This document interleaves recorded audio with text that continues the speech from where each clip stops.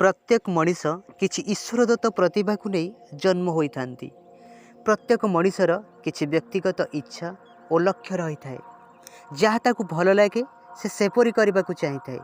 किए गायक होबाकू इच्छा करे तो किए अभिनेता पुणी किए चित्रकर एमित अनेक से रहुथिबा परिवेश रे जदि तांको पाखरे थिबा प्रतिभार प्रदर्शन हेउथिबार से देखती तेबे से सही आड़ को आकर्षित हो जाती।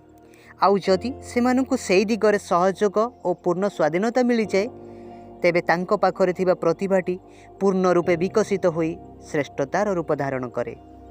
सेहीपरि दुई जन व्यक्तित्व हेले क्रिकेटर भगवान भाव परिचित सचिन तेंदुलकर और सुर साम्राज्ञी लता मंगेशकर।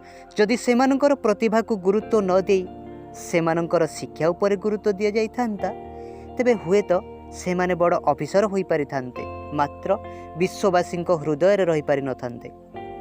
मात्र दुखर विषय यही जे आज समाज रे एमिति अनेक पितामाता अछंती जेउ माने कि धन लोभरे सेमानंक संतान मानकु केवल गोटे गोटे टंकार मेसीन बनेबाकू चाहती। पिलाटी स्कूल रे एक्स्ट्रा करिकुलर एक्टिविटीज रे ए ग्रेड पाइले किंबा कोनोसी कंपटीशन रे प्रथम स्थान हासिल करे ट्रॉफी नहीं आसिले पितामाता जेतिकी खुशी होई न थांती ताठारु बेसी खुशी से जदि 95% किंबा 99% रखी परीक्षा रे पास करे। कारण से माने प्रतिभा को नुहे बरम परसेंटेज आउ मनी को बेसी गुरुत्व दियंती। पिलाटीर सेई परसेंटेज तले ईश्वरदत्त प्रतिभाटी चापी अणनिश्वासी होई सबुदिन पई शेष हो जाए। पितामाता इच्छा और स्वप्न को सत करने को जाई से निज इच्छा और स्वप्न को और ईश्वरदत्त प्रतिभा को बलि पकाई दिए। केवल अधिक परसेंटेज आशारे पाठ पढ़े टिके कम मार्क रहिले बापांकर नाली आखि और अन्य मानक सह तार तुलना करा जाए। पितामाता ठारू स्नेह ममता आउ सांगसाथी ठारू ताकू दूरे दिया जाए। जेमिति पाठ पढ़िबा पाई ही तार जन्म होइछि। केवल 90% रु अधिक मार्क रखी पास करिबार शर्त उपरे ही से परिचालित।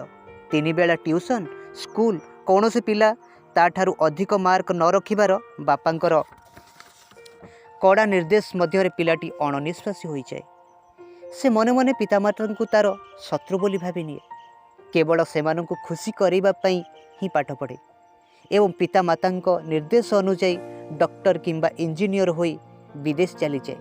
निज इच्छार विवाह करी सेठी रहे। शेषरे पितामाता अन्य उपाय न पाई वृद्धाश्रम चली जाती।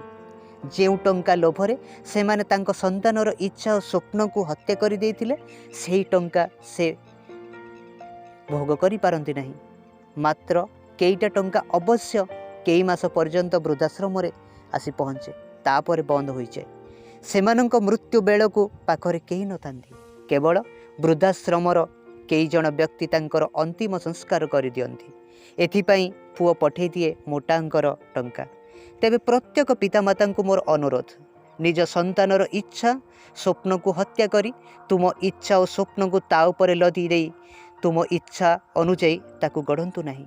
कारण प्रत्येक मनीषर निज इच्छार बंचिबार अधिकार अछि जार परिणाम आपण माने तो स्वयं बुझी पारुथिबे।